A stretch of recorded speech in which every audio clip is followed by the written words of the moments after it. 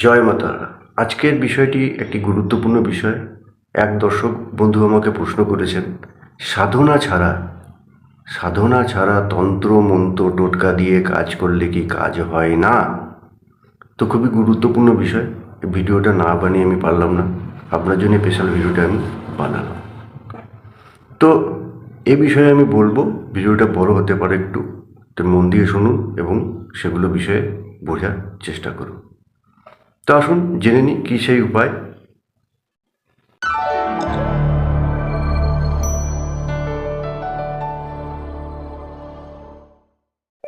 দেখুন, তন্ত্র মন্ত্র একটা সাধনার বিষয়, এটা তো ঠিকই। কারণ যে কোনো মন্ত্রকে প্রয়োগ করতে গেলে সেটাকে সিদ্ধ করতে হয়। বাজারে তো অনেক বই আছে, বইগুলো কিনে সিদ্ধ করে নিতে হয়। কিন্তু সঠিক প্রক্রিয়া, সঠিক প্রসেস, অর্থাৎ জপ করার একটা নির্দিষ্ট সময় আছে। কিভাবে জপ করতে হবে, কোন মালায় জপ করতে হবে, কী বস্ত্র পরিধান করতে হবে, এগুলো অনেক কিছুই নির্ভর করে।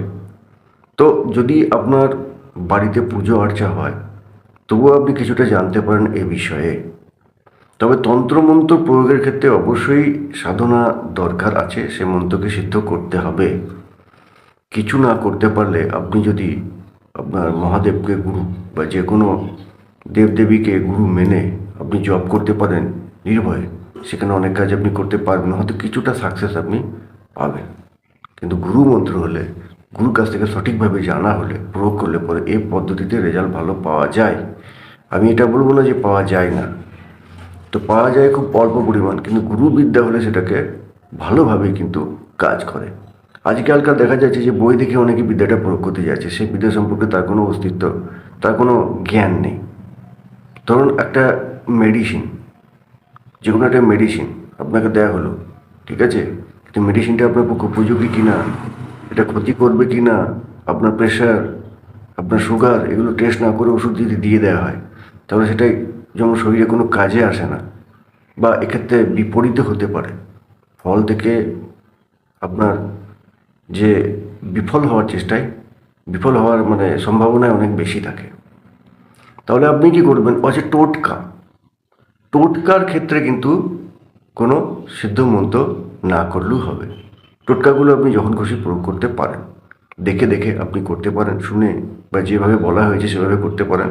হয়তো নতুন যারা করবেন তাদের ক্ষেত্রে অসুবিধা, যে কোনো ব্যক্তির ক্ষেত্রে কোনো কাজ করার ক্ষেত্রে নতুন একটু অসুবিধা হয়। কিন্তু যেগুলো দু তিনবার করার পরে যখন আপনি হ্যাবিচুয়েটেড হয়ে যাবেন, তখন দেখবেন যেগুলো আপনার কাজ করছে। কারণ যে কোনো ক্ষেত্রে আমরা তখন অভিজ্ঞ মানুষকে খুঁজি। অভিজ্ঞ মানে যিনি কাজটা করেছেন, যে কাজটা করেছেন তিনি সহজেই করতে পারবেন। যেটা কখনো কেউ করেননি তার পক্ষে তো একটু অসুবিধা হবে, তার পক্ষে একটু আপনাকে অভ্যাস করে নিতে হবে। তা টোটকা আপনি যে কোনোভাবে প্রয়োগ করতে পারেন, এর জন্য বিশেষ কিছু দরকার হয় না, শুধু নিষ্ঠা ভক্তি থাকলেই টোটকা প্রয়োগ করতে পারবেন। যন্ত্র, যন্ত্রের ক্ষেত্রেও একই ব্যাপার। যন্ত্রের ক্ষেত্রে খুব একটা আপনার সাধনার পদ্ধতি প্রয়োজন হয় না।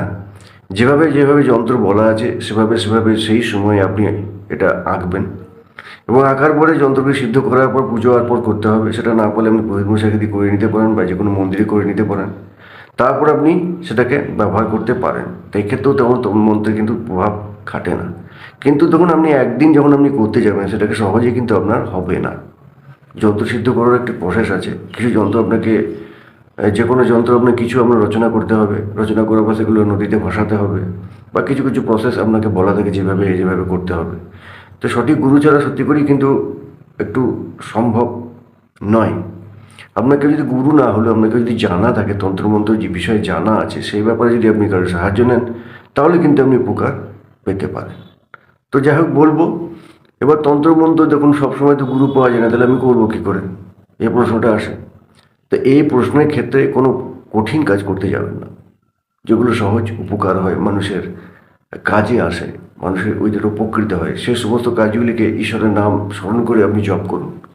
জপ করার পরে যেমনভাবে বলা আছে আপনি প্রয়োগ করুন। দেখুন, প্রথম প্রথম রেজাল্ট আপনার আসবে না, খুব কম, কিন্তু ধীরে ধীরে করতে করতে কিন্তু আপনি রেজাল্ট পাবেন।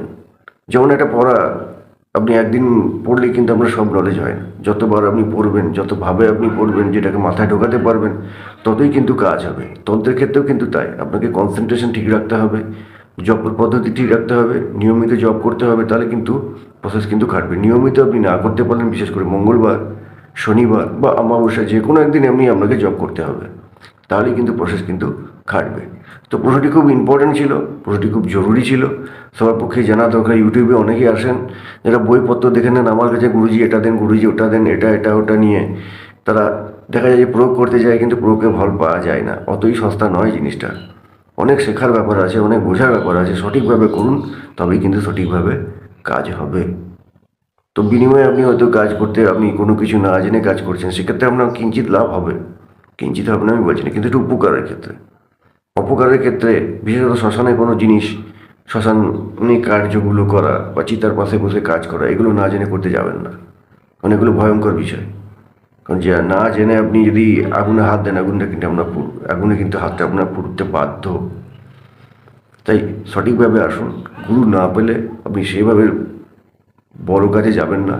ঈশ্বরকে গুরুর জন্য প্রার্থনা জানাবেন, একদিন দেখবেন ঠিক আপনি গুরু পাবেন। সেটা অনেক ধৈর্যের বিষয়। ঠিকভাবে জব করে যান, জবে সিদ্ধ হতে পারলেই কিন্তু অনেক লাভ। তবে হ্যাঁ, এটা বলবো, কেউ 3 লাখ জব করেও সিদ্ধ করতে পারে না, কেউ 108 বার জবে সিদ্ধ হয়ে যায়। মন্ত্র যে কার্যে এখন খাটবে সেটা বলা কিন্তু খুব ডিফিকাল্ট, কারণ এটা ঈশ্বরের একটা যোগ নিয়েই তৈরি হয়। আপনি তন্ত্র শিখবে বললেও হবে না, না শিখবে বললেও হবে না। এটা আপনার পূর্ব থেকে যোগ ছিল, পূর্ব থেকে আপনার পূর্বজন্মে আপনি সে তন্ত্রমন্ত্র বিষয়ে কাজ করেছিলেন বলে এই জন্মে সে ফলটা আপনি পাচ্ছেন। তো এ বিষয়ে কি ছোট্ট পরিসরে বলা তো সম্ভব নয়, তো অনেক বড় আলোচনা করে আমি সময় নষ্ট করতে চাই না। তো ভালো লাগলে ভিডিওটা লাইক করবেন, কমেন্ট করবেন, সবার মধ্যে ছড়িয়ে দেবেন। তো সবাই ভালো থাকুন, জয় মাতারা।